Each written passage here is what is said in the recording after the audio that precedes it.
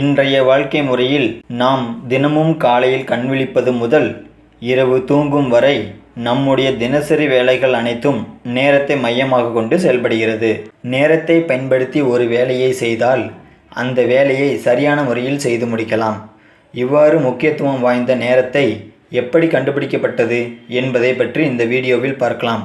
வாங்க ஃப்ரெண்ட்ஸ், வீடியோவை ஸ்டார்ட் பண்ணலாம். டைம் என்னும் சொல்லுக்கு விரிவாக்கம் technical instrument for the measurement of existence. இதன் சுருக்கமே டைம் எனப்படும். விமானம் மற்றும் ரயில் போக்குவரத்துக்கும் மற்றும் ஒரு வேலையை சரியான முறையில் செய்து முடிக்க ஒரு வரைமுறை கொண்டு வர வேண்டும் என்பதற்காக உலக நாடுகள் அனைத்தும் ஒன்று சேர்ந்து அமெரிக்காவில் உள்ள வாஷிங்டன் என்னும் இடத்தில் 1884ஆம் ஆண்டு இன்டர்நேஷனல் மெரிடியன் கான்ஃபரன்ஸ் என்னும் கூட்டம் நடைபெற்றது. அந்த கூட்டத்தில் ஒரு முடிவு எடுக்கப்பட்டது. அந்த கூட்டத்தில் எடுக்கப்பட்ட குறிப்புகள் பூமி தன்னைத்தானே சுற்றி கொள்ளும் நேரத்தையும் பூமியின் கோணத்தையும் என்னும் 2 குறிப்புகளை கொண்டு ஒரு வரைமுறை எடுக்கப்பட்டது. அவை பூமியின் கோணம் வகுத்தல் பூமியின் சுழற்சி நேரம் ஈக்குவல் டு சூரிய ஒளி நகரும் தொலைவு 360 வகுத்தல் 24 ஈக்குவல் டு 15 டிகிரி. சூரிய ஒளி ஒரு மணி நேரத்திற்கு 15 டிகிரி தொலைவு நகர்ந்து செல்கிறது.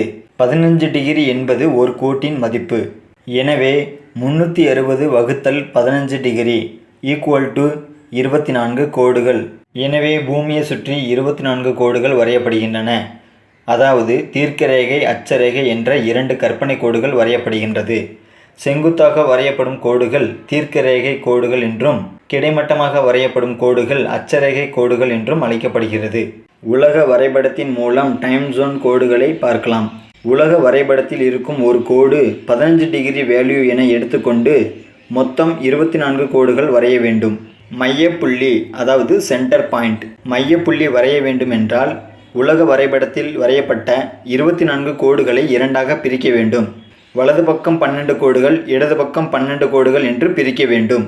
ஒரு கோட்டின் மதிப்பு 15 டிகிரி வேல்யூ என்றால் ஒவ்வொரு கோட்டிற்கும் 15 டிகிரியை கூட்டிக் கொள்ள வேண்டும். இடது பக்கம் உள்ள கோடுகளுக்கு மைனஸ் வேல்யூ என்றும் வலது பக்கம் உள்ள கோடுகளுக்கு பிளஸ் வேல்யூ என்றும் அழைக்கப்படுகிறது.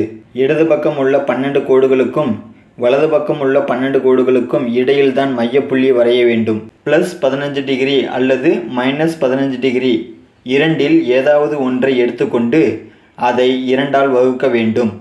15 வகுத்தல் 2 ஈக்குவல் டு 7.5 டிகிரி. இதுவே மையக்கோடு எனப்படும்.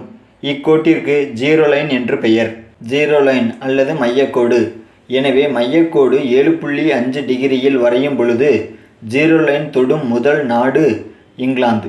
இங்கிலாந்து நாட்டின் தலைநகரம் லண்டனில் அமைந்துள்ள ராயல் அப்சர்வேட்டரி கிரீன்விச் என்னும் இடத்தில் ஜீரோ லைன் அதாவது மையப்பகுதி அமைந்துள்ளது. இந்த மைய கோட்டிலிருந்து எடுக்கப்படும் நேரத்திற்கு கிரீன்விச் மீன் டைம் அல்லது GMT டைம் என்றும் அழைக்கப்படுகிறது. இந்தியாவின் டைம் ஜோன். இந்திய நாட்டில் நேரத்தை எவ்வாறு கணக்கிடப்படுகின்றது? உலக வரைபடத்தில் உள்ள மொத்தம் 24 கோடுகளில் இந்தியாவை கடந்து செல்லும் 2 கோடுகள் ஜீரோ லைனுக்கு அதாவது மையக்கோட்டிற்கு வலது பக்கம் உள்ள -75 டிகிரி என்ற கோடும் -90 டிகிரி என்ற கோடும் இந்தியாவை கடந்து செல்கிறது. இந்தியாவின் மையக்கோடு. இந்தியாவை கடந்து செல்லும் 2 கோடுகளின் மதிப்பை கூட்டி அதை 2ஆல் வகுக்க வேண்டும். எனவே 82.5 டிகிரி ஈஸ்ட் என்ற இந்த கோடு இந்தியாவின் டைம் ஜோன் கோடு எனப்படும். இந்த கோடு இந்தியாவின் உத்தரப்பிரதேசத்தின் தலைநகரம் லக்னோ நகரில் அமைந்துள்ள மீர்ஜாபர் என்னும் இடத்திலிருந்து இந்தியாவிற்கான டைம் கணக்கிடப்படுகிறது. இவ்வாறு கணக்கெடுக்கப்படும் இந்த நேரத்திற்கு இந்தியன் ஸ்டாண்டர்ட் டைம், இதன் சுருக்கமே IST எனப்படும்.